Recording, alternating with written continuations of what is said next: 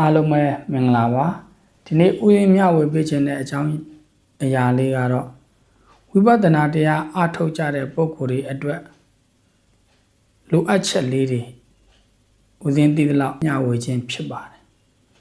ဝိပဿနာတရားအားထုတ်တဲ့အခါမှာဘာတွေလိုအပ်တယ်လဲလို့ဆိုရင်လက်တွေ့အားထုတ်ဖို့ရလည်းပဲလိုအပ်ပါတယ်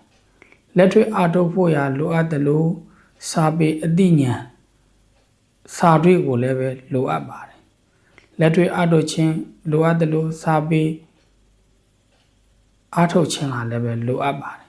တကယ်လို့ကိုယ်အနေနဲ့စာပေအားထုတ်မှုတွေအချိန်မရလို့လိုအပ်မှုရှိနေရင်လည်းပဲ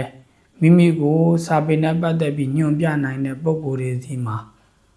နိနာနေတရားခံပြီးတော့မှတရားအားထုတ်ဖို့လိုအပ်ပါတယ်ယခုအချိန်ခါဟာ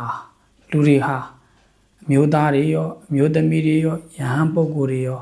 အားလုံးကဝိပဿနာကိုစိတ်ဝင်စားကြတယ်အဲ့ဒီအတွက်ကြောင့်မို့လို့ယခုခေတ်ကာလကလည်းပဲလွဲနေတဲ့အချိန်ခါကြတော့ဒီတချို့ဟာတွေဆိုရင်ဝိပဿနာတရားမျှဝေတဲ့အခါမှာလက်တွေ့မပါဘဲနဲ့စာပေအပြင်မျှဝေတဲ့ပုံကိုယ်တွေရှိသလိုလက်တွေ့အားထုတ်ပြီးတော့မှစာပေအသိဉာဏ်နည်းပါတဲ့ပုံကိုယ်တွေလည်းရှိပါတယ်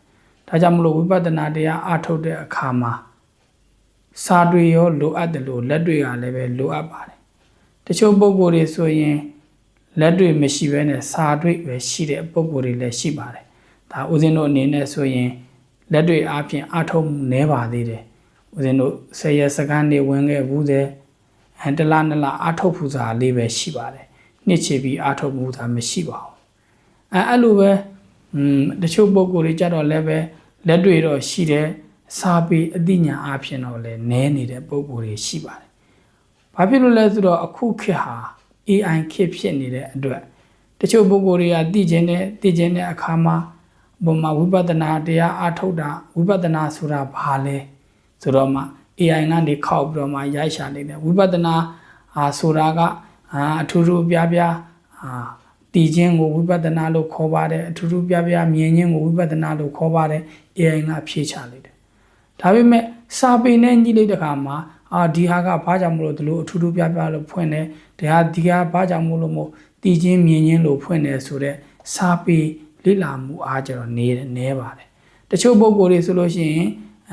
ဒီ online social media တွေမှာသုံးပြီးအောက်က comment တွေကိုဖြေတာတွေတွေ့ရပါတယ် AI ကိုသုံးပြီးတော့မှဖြေထားတာတွေတွေ့ရပါတယ်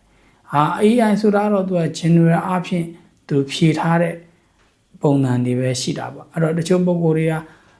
လက်တွေ့မရှိဘူးစာတွေမရှိဘူး AI တွေရှိတယ်ဆိုတဲ့သဘောပေါ့ဒါကြောင့်မို့လို့ကိုတရားအားထုတ်တဲ့အခါမှာကိုနိနာနေတရားခံမဲ့ပုံကလက်တွေရောရှိသလားစာတွေလည်းရှိသလားလက်တွေစာတွေနှစ်ခုလုံးရှိသလားကိုကောင်းသောလမ်းညွှန်မှုတွေပေးနိုင်မလားဆိုတဲ့ခွဲခြားမှုလည်းသိဖို့လိုအပ်ပါတယ်